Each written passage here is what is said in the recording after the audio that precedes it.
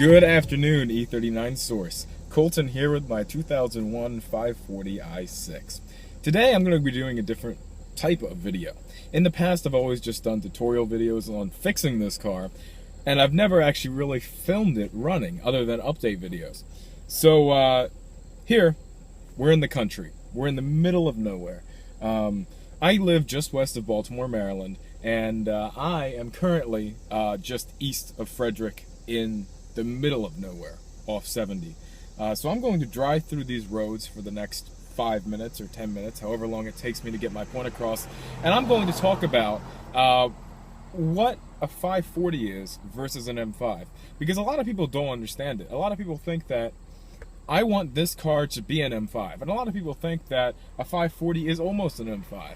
It's not. But there are many things that are very similar between the two cars. There are also many things that are very similar between this car and a 525.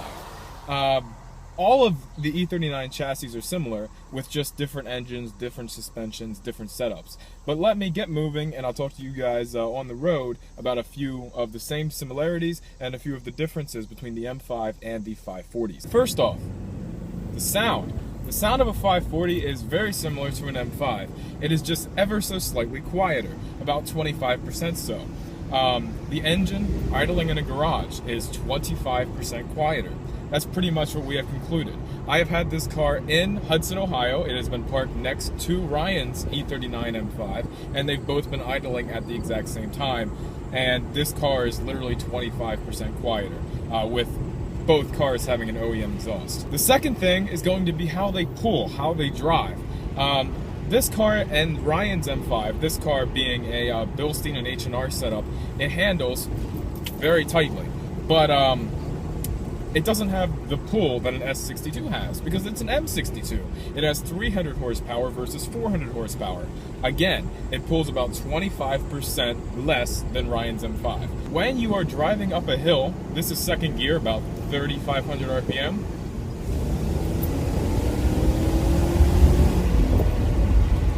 That was a very slow shift, but you get the idea. It has some noise, it has some power, it can do what you want, and that was about 10 miles an hour right there. A 540 is by no means slow. It is a genuinely snappy car. It's a quick car. It'll do what you want.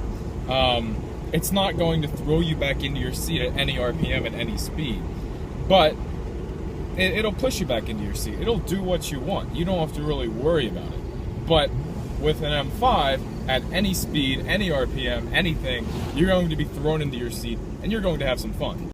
Getting back to my main point, a 540 and an M5 have many similarities, but here's a good example. An M5, think about anything on the car, minus a few obvious interior things that aren't going to be changed in body panels, is just 25% more. Picture that. Now, if you were to compare an M5 to like a 525, I would say an M5 is twice what a 525 is in many regards, including the price. A 540 versus an M5, I'm not going to tell you the same, because they're not. It's that simple. But a 540 will still give you plenty of miles per gallon, and an M5 will just give you 25% more. It really all comes down to who you are, what you want from a car, and does it really matter to you? Does that extra 25% bother you that much that you need to have that M5? And some people will say yes. I'll own an E39 M5 someday. For me right now though, a 540, it's plenty. It's plenty. It does whatever I want, and it is definitely enough power to get you into trouble. Now, let's move over into people who think I am trying to turn this car into an M5, because that's not the case. And I'm going to try to explain a little bit about what I think and my views and opinions, and everyone is entitled to their opinion and their views, and I respect that. But here's what I think.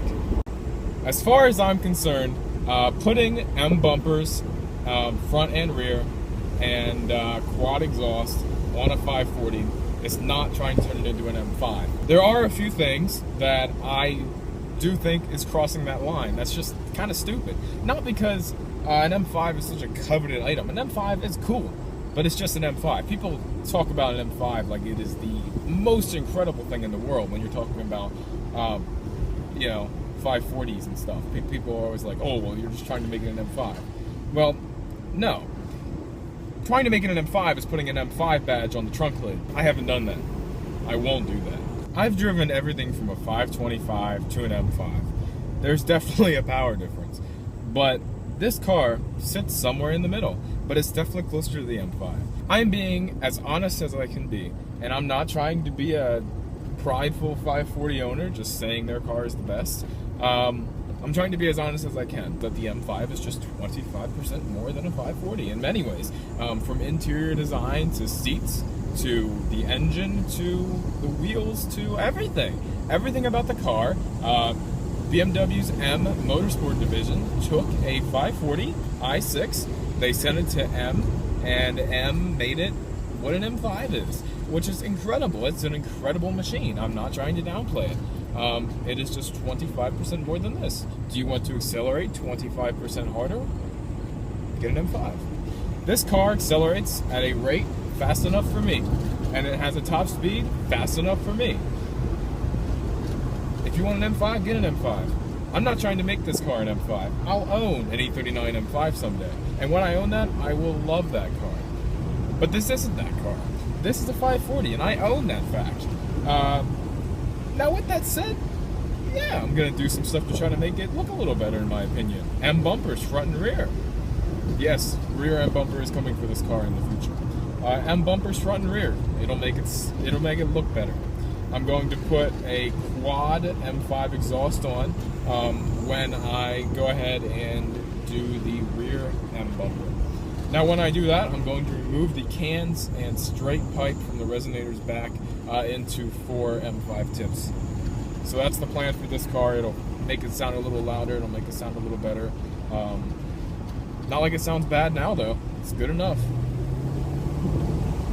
That's third gear at 35. And I know I've been talking a lot about how this car has good enough power. I've been giving you some specs and some information about it. When I say that, I'm not trying to make myself feel better about it, because some people will say that that's what I'm doing. I'm just trying to explain to you my views and opinions toward the car and how I feel toward it. Because, yes, there are times when I am in this car and I say, oh, wow, it'd be nice if I had a tad more power now when I'm trying to accelerate for no apparent reason down this road, okay? But then I stick my foot in it another half an inch and I say, oh, okay, that's fine. And these cars aren't only about power, and that's the thing people forget. When you own a 540 or an M5, some people just drive the hell out of them. They just drive and drive and drive and drive and drive, and they wear the car out. And I say that as I just accelerated hard away from the guy mowing his lawn to show him that I disapprove. But when I say some people drive them too hard, I say they drive them hard 100% of the time, every single time they're in the car.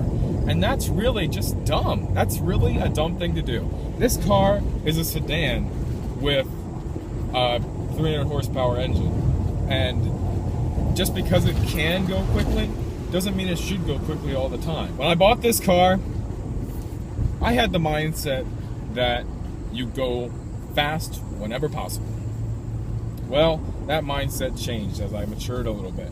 And as I matured a little bit, I finally understood that just because a car can go quickly doesn't mean it has to all the time. Yes, it's fun to accelerate. It's fun to pass people. It's fun to do all kinds of stuff. But do you need to? No. Now, I'm getting a little bit off topic now. This video is supposed to be about a 540 versus an M5. Now, let's get back on topic here. 540 versus an M5. What makes someone who is trying to make their 540 into an M5 that person? What makes someone think that that person is doing that? Well, a lot of people think I'm trying to do that with this car. And in some ways, yeah, I've added a lot of M5 parts to this car.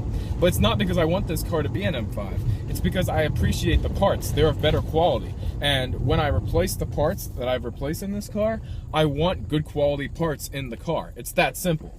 And when I do that, might as well go M5 parts, because they're nicer and they're better and they're just all around better parts. They make the car look better. They make the car feel better. Just because I add an M5 part doesn't mean I want this car to be an M5. This car is not an M5. And the important thing is that you realize that if you own a 540 or you are thinking about buying one, they are an incredible machine. They are fast enough to do whatever you want, unless you're racing a Corvette or something. But you have to understand that it's a 540. It's not an M5.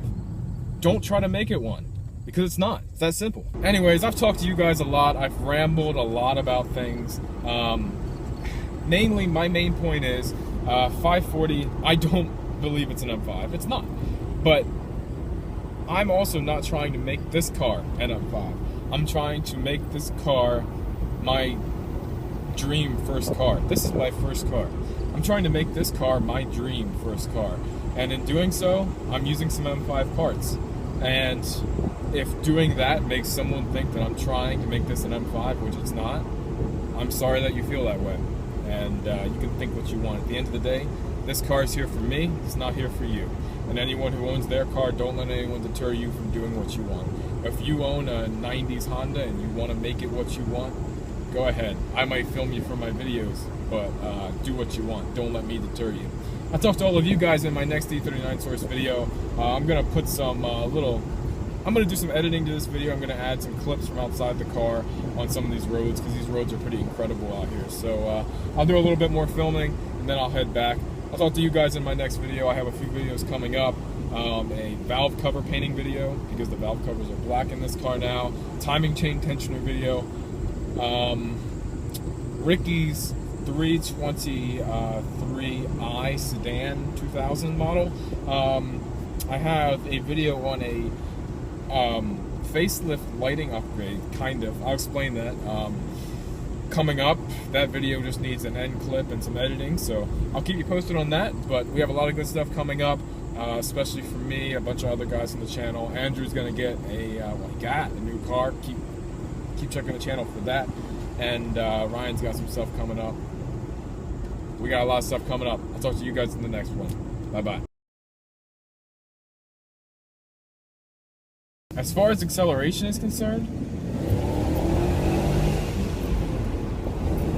hit the rev limiter. There's a ton of grass laying in the road. Come on now, I just Z6'd the car. Shit.